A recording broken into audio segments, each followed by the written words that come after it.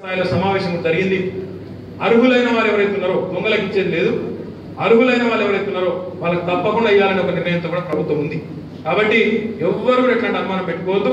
ఇప్పటిదాకా మనం ఏ కార్యక్రమాలు అయితే చక్కగా చేసుకుంటూ వచ్చినామో రాష్ట్ర ప్రభుత్వం మధ్యలో వాటిని కొనసాగిస్తూనే మనం ఈ గ్రామజ్యోతి కార్యక్రమంలో కూడా ప్రజల సంఘటిత శక్తి ద్వారా ఈరోజు వెనుకబాటు తనకు చీకట్లను తరిమి కొట్టాలనే ఒక ఆలోచనతో మనం గ్రామాల్లో ఈ జ్యోతిని వెలిగించబోతా ఉన్నాం. దీనిలో మీ అందరి భాగస్వామ్యం, మీ అందరి పాత్ర, మీ అందరి ప్రేరణ, మీ అందరి ప్రోత్సాహం, మీ అందరి ఆశీర్వాదం తప్పకుండా ఇది నాది కాదు అనే భావన విడిచిపెట్టి ఇది నాదే, ఇది నేను చేసి తీరుతా, చేసి నేను మొత్తం దేశానికి ఆదర్శంగా నిలబడతా అనే ఒక స్ఫూర్తివంతమైన నినాదాన్ని అందిపుచ్చుకొని గౌరవ సర్పంచులు, ఎంపీటీసీలు, పంచాయతీ సభ్యులు, జెడ్పీటీసీలు, ఎంపీపీలు అందరం కూడా ముక్తకంఠంతో కలిసికట్టుగా ముందుకు సాగుతాం. ఇందులో ముఖ్యమంత్రి గారు ఒక ఆదేశం కూడా ఇవ్వడం జరిగింది. ప్రతి ఎమ్మెల్యే ఒక్కో మండలంలో ఒక గ్రామం దత్తత తీసుకోవాలని చెప్పింది.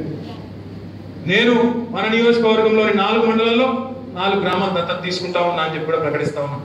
ఒకటి ఎల్లారెడ్డిపేట మండలంలోని వెనుకబడ్డ గ్రామం రాజన్నపేట గ్రామాన్ని నేను దత్తత తీసుకున్నాను. అదే రకంగా సిరిసిల్ల మండలంలోని రామన్నపల్లి గ్రామాన్ని దత్తత తీసుకున్నాం.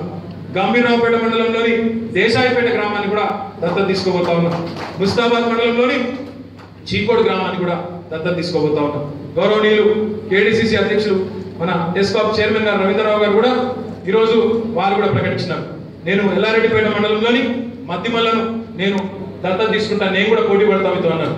తప్పకుండా పోటీ పడటమే కాదు, రవీంద్రరావు గారికి అక్కడే చెప్పినా ఇక్కడ కూడా చెప్తున్నా, సంవత్సరం తర్వాత మద్దిమల్ల బాగుంటుందా రాజన్నపేట బాగుంటుందా పోటీ పెట్టుకుందాం.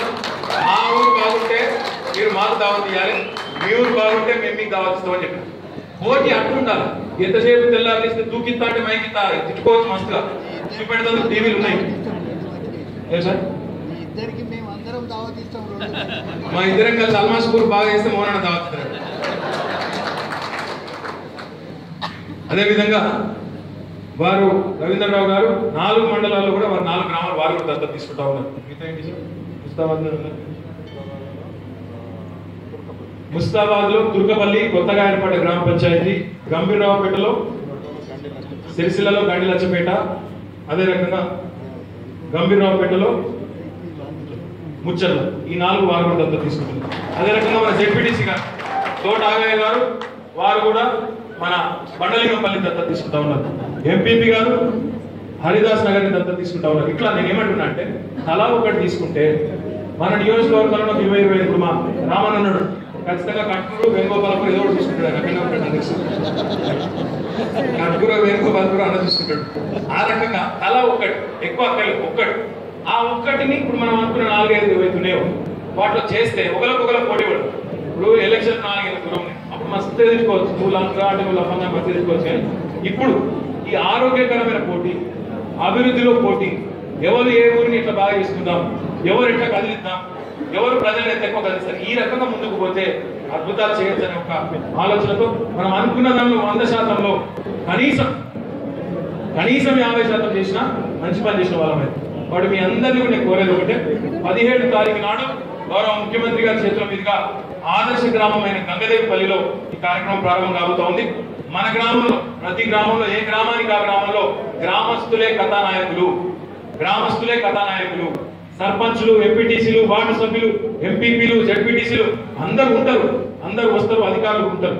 ముఖ్యమంత్రి గారు ప్రతి మండలానికి ఒక ప్రత్యేకమైన ఒక నామకరణంతో ఒక ఆఫీసర్లు కూడా నియమించినారు. చేంజ్ ఏజెంట్ అని పెట్టినారు వారి పేరు. ఎంపీడీఓ స్పెషల్ ఆఫీసర్ అని పెట్టలేదు, చేంజ్ ఏజెంట్ అంటే మార్గదర్శకులు.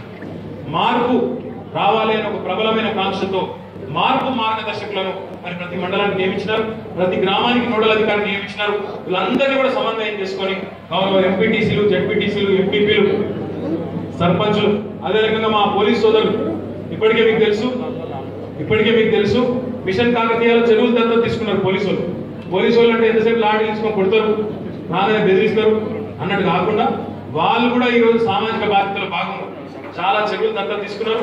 నాకు తెలుసు చిన్నలింగా కూడా తీసుకున్నారు, ఇంకా 4 గ్రామాలు కూడా తీసుకున్నారు. అదే రకంగా వేణుగోపాలపురం, ఇతర గ్రామాలు తీసుకున్నారు.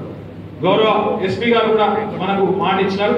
మన దగ్గర కూడా 4 మండలాల్లో 4 ఊర్లు వాళ్ళు కూడా తీసుకుంటా ఉన్నారు. మండలానికి ఒక ఊరు చొప్పున పోలీసు వాళ్ళు కూడా తీసుకుంటా ఉన్నారు.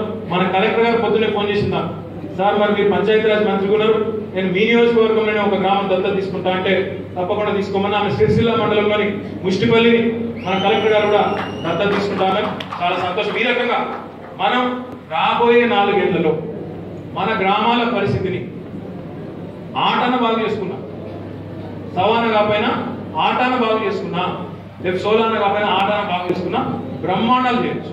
దేశం మొత్తం మీద అపవిల అద్భుతాలు చేస్తున్నారు అని చెప్పుకోవచ్చు. అందుకే మిమ్మల్ని అందరినీ చేతులు జోడించి ప్రార్థించేది మన గ్రామాలు మనమే బాగు చేసుకుందాం. ఎవ్వరు రారు, ఆకాశం దగ్గర ఎవరు ఉడిపడాడు, ఎవరు దిగిరాడు. కాబట్టి మనమే చేసుకోవాలి, మనమే దగ్గరుండి తరలాడాలి. మరి ఆ తరలాటలో ముఖ్యమంత్రి గారి స్ఫూర్తిదాయకమైన ఆలోచనకు మీ అందరి మద్దతు, మీ అందరి ప్రోత్సాహం, మీ అందరి ఆశీర్వాదం కూడా ఉంటుందని బలంగా నమ్ముతూ నాకు ఈ అవకాశాన్ని ఇచ్చిన పెద్దలందరికీ ధన్యవాదాలు తెలియజేస్తూ జై తెలంగాణ. ఇప్పుడు గౌరవనీయుల మంత్రివర్యులు ముస్లిం సోదరులు ఆశీర్వదించాల్సిందిగా వారి వేదికపై పంపాల్సిందిగా